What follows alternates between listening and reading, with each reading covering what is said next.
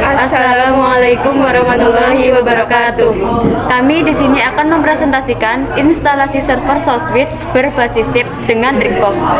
Sebelumnya, izinkan kami memperkenalkan diri. Nama saya Nurhalisa Ramadanti, absen 26, dan rekan saya.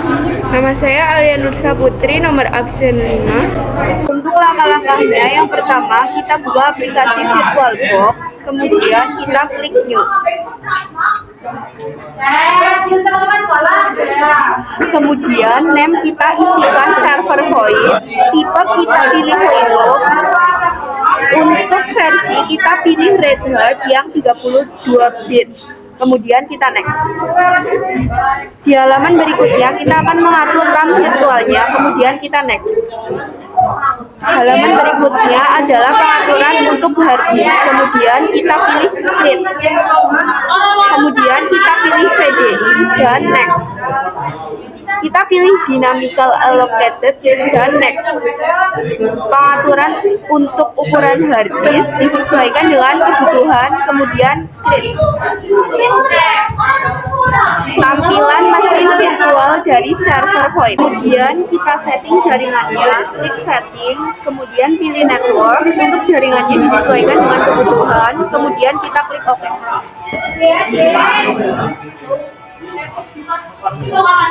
Kemudian klik start untuk memulai server void-nya.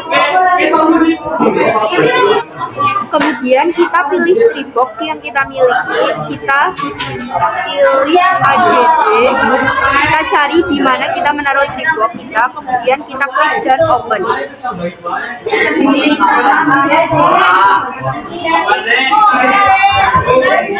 Tampilan berikutnya, kemudian kita klik choose. Tampilan berikutnya kita klik start.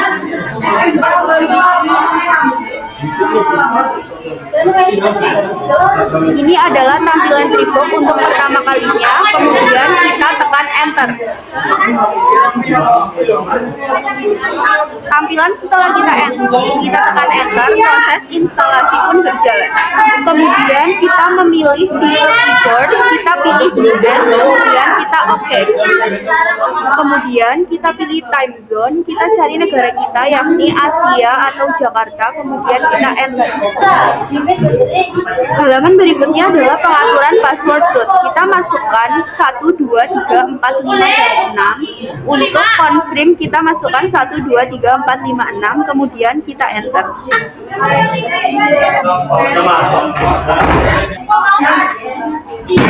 Instalasi server void selesai. Di sini kita jangan tekan enter karena akan mengulang install dari awal kembali. Agar tidak kembali untuk install ulang, maka kita harus klik device, lalu klik optical drive, lalu hilangkan centang pada tulisan Drinkbox.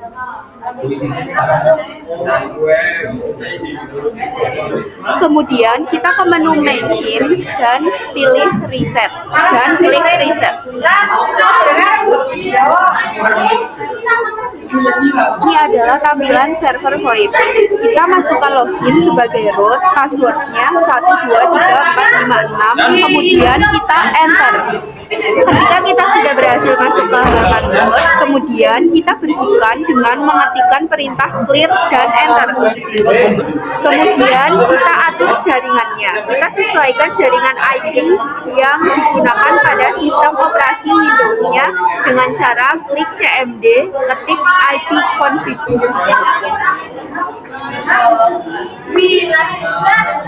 Setelah itu kita kembali ke halaman VirtualBox. Kita lakukan pengaturan jaringannya dengan ketik sistem config network, kemudian enter. Setelah itu kita tekan edit device, kemudian tekan enter. Muncul halaman berikutnya, kita enter. Untuk IP kita bikin statik dengan cara bintang use DHCP kita hilangkan dengan cara tekan spasi. Sesuaikan IP jaringannya sesuai dengan kebutuhan. lalu tekan enter. Kemudian kita save, lalu save dan quit.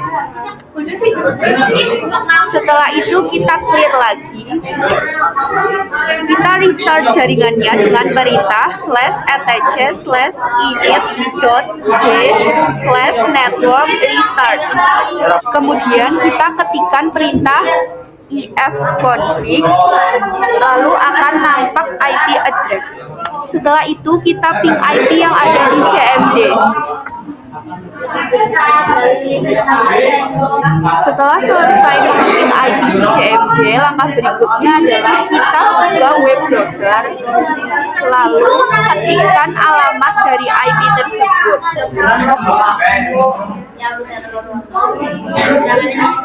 Berikut adalah tampilan Tribox di halaman web browser.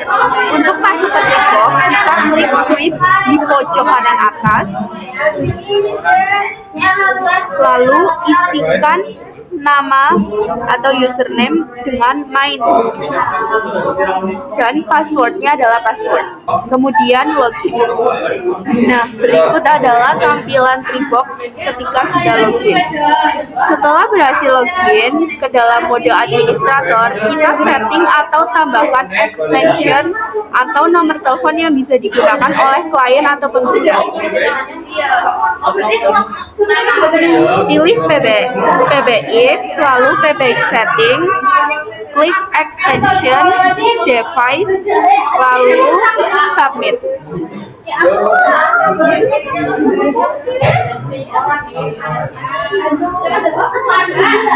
Tahapan berikutnya muncul tampilan add shift extension. Masukkan sesuai kebutuhan. User extension 1001, display name Alia, lalu cheat name alias 1001, SIP alias 1001, lalu secret 1001, lalu klik status voicemail diganti menjadi enable, voicemail password diisi 1001, use when dicentang semua.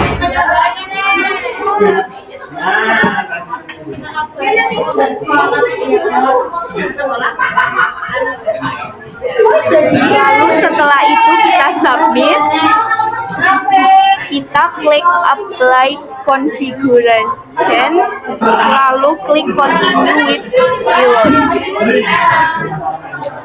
Setelah itu kita buat satu user lagi dengan langkah yang sama dengan tahapan sebelumnya. User extension 1002, display name ganti, cheat name alias 1002, SIP alias 1002, secret 1002, status voicemail enable, voicemail password 1002, lalu VMX locator enable. Setelah itu use when dicentang semua. Pilih submit, apply configuration change, lalu continue with reload. Berikut adalah tampilan bahwa kita sudah membuat dua nomor telepon. Setelah melakukan instalasi dan konfigurasi server Tribox, kita buka aplikasi VoIP client. Misalkan kita buka Zoiper, kita pilih continue as a free user. Setelah itu kita masukkan username. Masukkan username 1001. Lalu masukkan IP-nya. Untuk password kita isi 1001. Lalu login. Setelah klik login akan nampak IP address-nya, kemudian next, lalu skip, lalu kita next. Berikut adalah tampilan Zoiper yang sudah dikonfigurasi. Kemudian untuk yang nomor kedua, saya memakai aplikasi Zoiper yang saya install di Android. Buka aplikasi Zoiper, lalu kita isikan username 1002, Lalu isikan IP. Lalu untuk password 1002. Setelah itu kita klik create account. Lalu setelah itu muncul akun stop untuk IP address dan kita klik next. Skip saja untuk bagian ini. Kemudian UDP terdeteksi dan klik finish. Setelah itu kita akan mencoba melakukan panggilan dari user 1 ke user 2. Ketikkan 1002, lalu klik dial. Berikut adalah tampilannya. Halo. Masuk ya. Bentar. Masuk Alia. Masuk. Ya, oke, siap.